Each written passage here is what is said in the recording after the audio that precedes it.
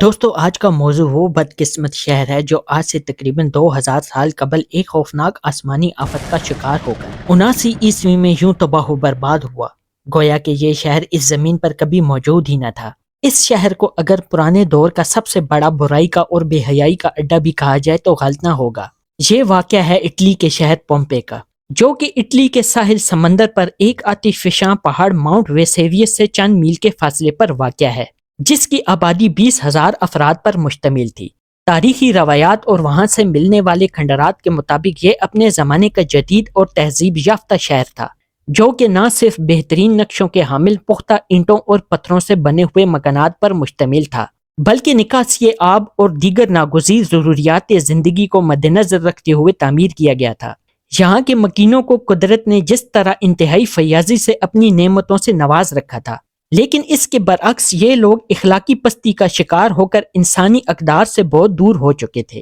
اس شہر میں جوا، زنا، شراب، ہم جنس پرستی، حتیٰ کہ جانوروں کے ساتھ بدفعلی جیسی لعنتیں بھی عام تھیں، اور پھر قانون فطرت جوش میں آئی۔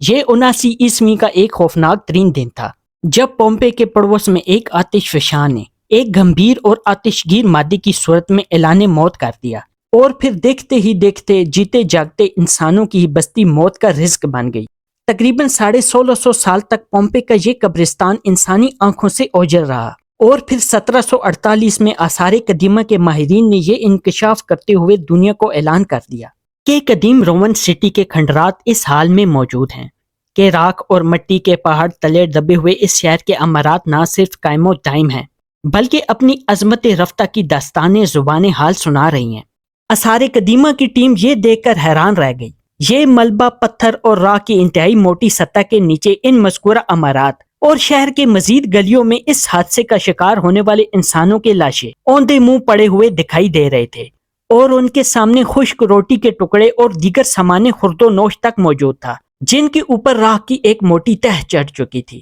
تحقیقی مراحل کو عبور کرنے کے بعد یہ معلوم ہوا کہ پومپے کا یہ شہر تقریباً 800 قبل مسیح میں آباد کیا گیا تھا، جس میں شاندار اور خوبصورت بنگلے پختہ گلیوں کے اطراف میں قطار در قطار کھڑے تھے، اور اس کے علاوہ وہاں سے ایک ایسا سٹیڈیم بھی دریافت ہوا جو کہ نہ صرف جدید طرز تعمیر کا حامل تھا بلکہ اس میں 30,000 افراد کے بیٹھنے کی گنجائش موجود تھی۔ محققین کے نزدیک پومپی اور اس کے گرد و نواح کی کل آبادی کا تخمینہ بھی تقریباً اتنا ہی بنتا ہے۔ اس کے علاوہ محققین کا یہ بھی کہنا ہے کہ اس کے پڑوس میں موجود آتش فشاں پہاڑ، جو کہ شاید لاکھوں سال پرانا ہے اور اس سے قبل 1780 قبل مسیح میں بھی ایسی ہی تباہی کا باعث بن چکا ہے، جس میں ابلنے والا لاوا 22 میل بلندی تک آسمان پہ دیکھا گیا، اور 15 میل تک پھیلے ہوئے تمام گاؤں اور قصبات اس کی نظر ہو گئے۔ اور پھر اگست 79 میں یہ آتش فشاں پہاڑ ایک دفعہ پھر غضبناک ہوا، جس کے نتیجے میں ہونے والے دھماکے کی بدولت آگ، پتھر، خاک اور آتشگیر ہواؤں کے علاوہ ابلنے والا لاوا